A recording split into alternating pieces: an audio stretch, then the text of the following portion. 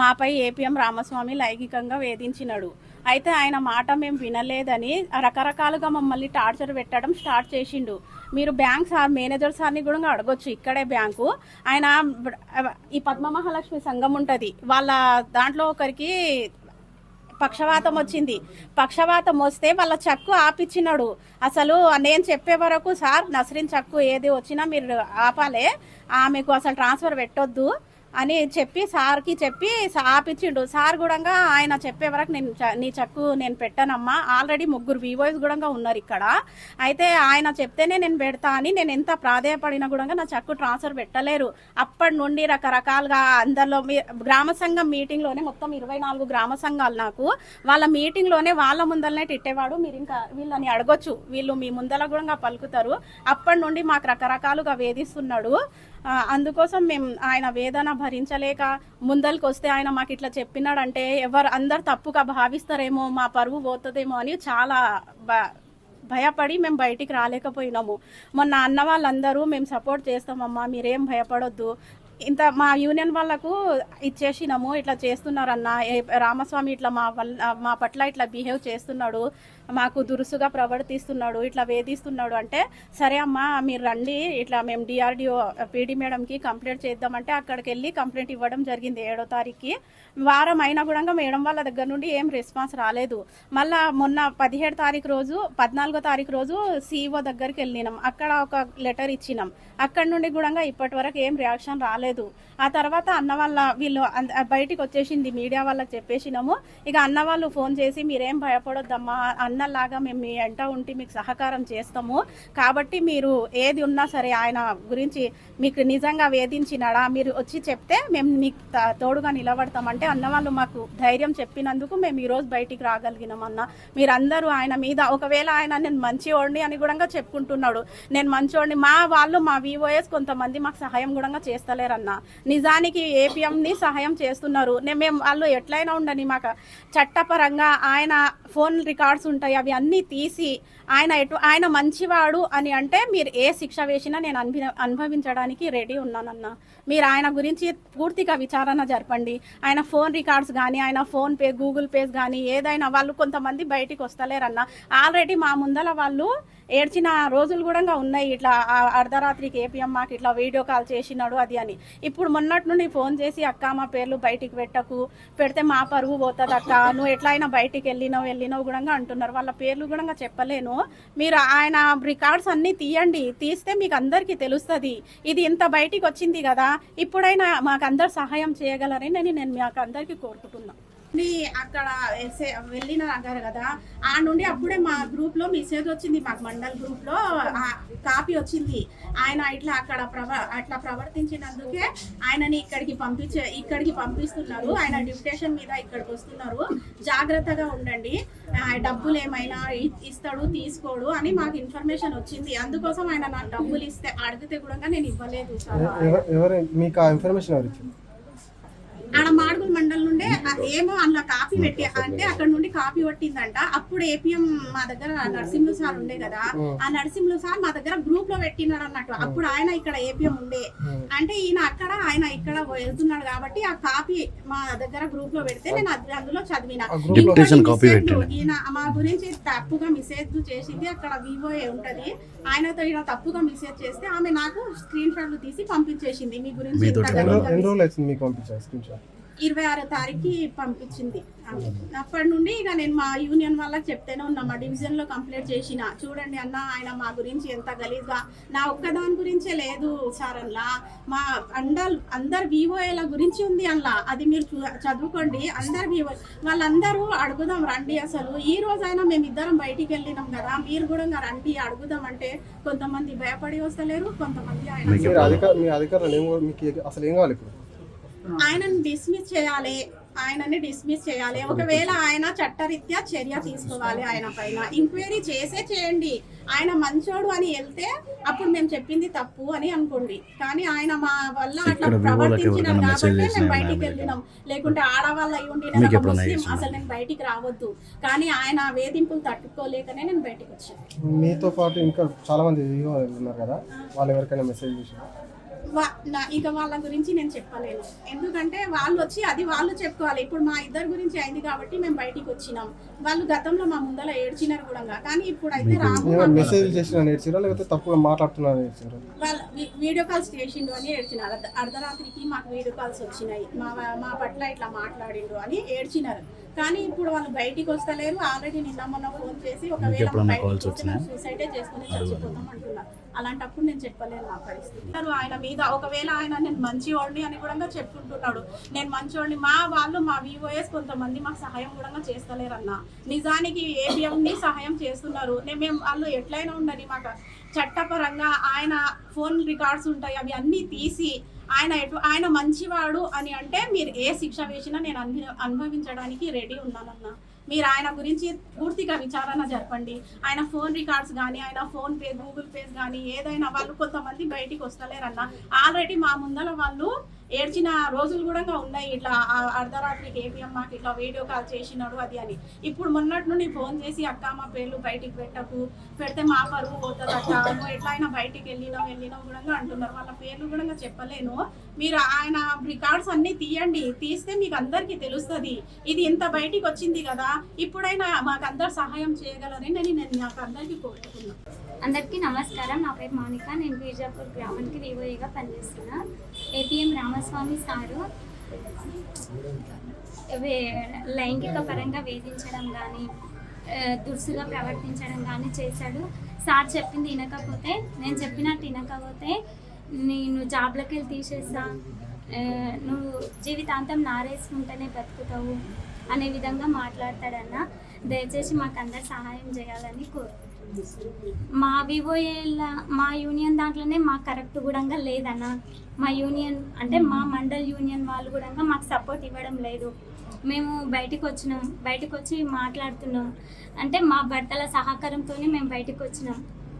అందుకు కూడా చాలా మా భర్తలకు కూడా చాలా దండం పెట్టుకోవాల్సి వస్తుంది. ఈ విషయంలో అందరూ మాకు సహకరించి. అసిస్టెంట్ ప్రాజెక్టు మేనేజర్గా పనిచేస్తున్న రామస్వామి మాడుగుల నుండి డిప్యూటేషన్ ఇక్కడికి రావడం జరిగింది.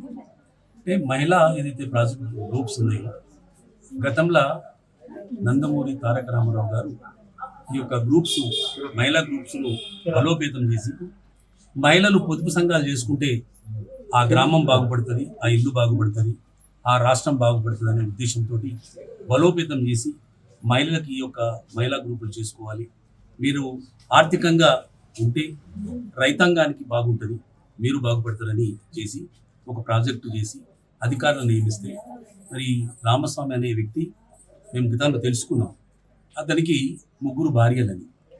అంటే ఒక వ్యక్తికి హిందూ సాంప్రదాయం ప్రకారం ఒక భార్య ఉండాలి, ఆ భార్య ఆరోగ్యంగా లేకపోతే 2వ భార్య ఉండాలి. కానీ ఆయన 3 భార్యలతోటి కాపురం చేస్తూ ఎక్కడికి వెళ్ళినా లేడీస్ను ఒక సోదరి భావంలాగా లేకుండా, ఒక అక్క చెల్లెలను ఏ విధంగా చూడకుండా మరి దురుసుగా ప్రవర్తిస్తున్నటువంటి ఘటనలు చాలా వచ్చినాయి. టెక్స్ట్ మెసేజ్లు ఉన్నాయి. ఆయన చేస్తున్నటువంటి దురాఘాతాలు ఇందాక మౌనిక తర్వాత ఇంకా నస్రీనా చెప్పడం జరిగింది. అయితే గతంలో మేము ఎన్క్వైరీ చేసినాం. టెక్స్ట్ మెసేజ్లు ఎంత ఘోరంగా ఉన్నాయంటే అసలు ఆ పదజాలము ఎవరు వాడరు. అటువంటి పదజాలం ఒక చదువుకున్న వ్యక్తి అసిస్టెంట్ మేనేజర్గా పనిచేస్తున్నాడు, అతనికి జ్ఞానం ఉండాలి, మహిళలతో ఎట్లా ప్రవర్తించాలని కనుక మేము డిమాండ్ చేస్తా ఉన్నాం. భారతీయ జనతా పార్టీ తరఫున మహిళలను కించపరిచిన వాడు ఎవడైనా, మహిళలను దురుసుగా ప్రవర్తించిన ఎవడైనా శిక్ష అనుభవించడం తప్పదు. దయచేసి మీడియా ద్వారాగా ప్రభుత్వానికి వాళ్ళ అధికారులకు తెలియజేస్తున్నాం, మీరు దీన్ని నీట్గా ఎన్క్వైరీ చేసి నిజంగా అతని పైన మరి చర్య తీసుకోకపోతే పెద్ద ఎత్తున ధర్నా చేయాల్సిన అవసరం వస్తుంది. మహిళలు చాలా మంది బాధపడి ఏమో మా కాపురాలు కూలిపోతాయేమో బయటికి చెప్తే అని భర్త లేదని ఇబ్బంది పెడతారేమో అని చెప్పలేకపోయారు. కానీ వీళ్ళిద్దరూ భర్తలతోటి పర్మిషన్ తీసుకొని ఇట్లా చేస్తుండని మరి ఈరోజు సుధాకర్ గారు, మా కుర్బన్న గారు, ఉప్పాలచారి గారు, మా సర్పంచ్ గారు ఒక కార్యక్రమం మరి ఈరోజు వెళ్లకుండా మీరు తప్పకుండా చర్యలు తీసుకోవాలని మేము ఈ యొక్క గ్రామం నుండి మహిళా సోదరుల ముందు విజ్ఞప్తి చేస్తూ ఉన్నాం. మీరు అధికారులు అతని పైన చర్య తీసుకోకపోతే, మరి అతన్ని సస్పెండ్ చేయకపోతే విధుల నుండి తొలగించాలి. ఇటువంటి వ్యక్తి అక్కర్లేదు, డిస్మిస్ చేయాలి ఆయన. కనుక ఆ విధంగా చేయకపోతే మరి తీవ్ర పరిణామాలు ఎదుర్కోవాల్సి వస్తుంది. కనుక నేను అధికారులను కోరుతున్న తక్షణమే ఎంక్వైరీ చేయండి, విచారించండి, మాడుగులలో అతను చేసినటువంటి దురగాతలను విచారించండి, ఇక్కడ చేసినటువంటి మహిళలను విచారించండి.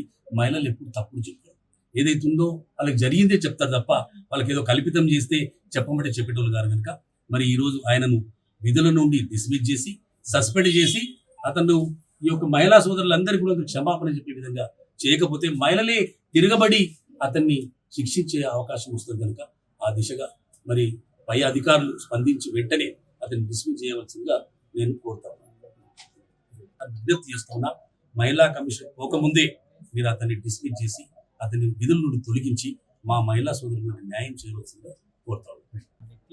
గతంలో మాడుగులలో కూడా వారు నిధులు నిర్వహిస్తున్న సందర్భంలో మహిళల పైన అనేక అవాంఛనీయమైనటువంటి మాటలు మాట్లాడుతూ వారిని వేధించిన సందర్భంగానే వారిని ఇక్కడికి పంపడం జరిగిందని తెలిసింది.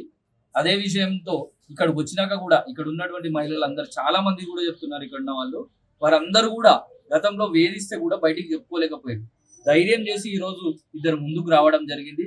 వారు నిజంగా మనం అందరం కూడా ఒప్పుకోవాల్సిన విషయం. వారు ఎందుకంటే వారు చెప్పకపోతే ఇంకెవరు చెప్పేటోళ్ళు లేరు.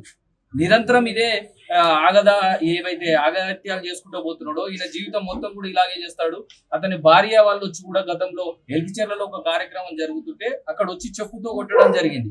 ఇక్కడ ఉన్నటువంటి మహిళలు ఎవరైతే ఈ యొక్క బాధ్యులు ఉన్నారో వీళ్ళు కూడా అక్కడ ఉన్నప్పుడు నువ్వు నా భర్తను ఎందుకు నువ్వు ఇది చేస్తున్నావు అని చెప్పేసి ఆయన భార్య వచ్చి కూడా ఇక్కడ ఉన్నటువంటి మహిళల మీద దాడి చేసిన సందర్భాలు ఉన్నాయి. ఇవన్నీ కూడా పరిగణలోకి తీసుకోవాలి. దయచేసి పాత్రికేయ మిత్రులు కూడా మా దగ్గర ఉన్న ఎవిడెన్స్ అతను ఇప్పుడు అక్కడ చేసిన కామెంట్స్ తో పాటు నేను చౌదర్గూడెంలో పలానా మహిళలను వేధిస్తున్నా, వాళ్ళు ఎవరేం నన్ను ఏం చేయలేకపోతున్నారు, అక్కడ ఉన్నవాడు ఏం బిగుతారు అనే విధంగా మాట్లాడినటువంటి మెసేజ్లు కూడా మన దగ్గర ఆధారాలు ఉన్నాయి. ఇవన్నీ కూడా పరిశీలనకు తీసుకొని మన దగ్గర ఉన్నటువంటి ఆధారాలు ఇస్తాం. ఇలాంటి అఘాయిత్యాలు చేసేటటువంటి వారిని ఊరికే వదలొద్దు. ఖచ్చితంగా వారిపైన కఠిన చర్యలు తీసుకోవాలి.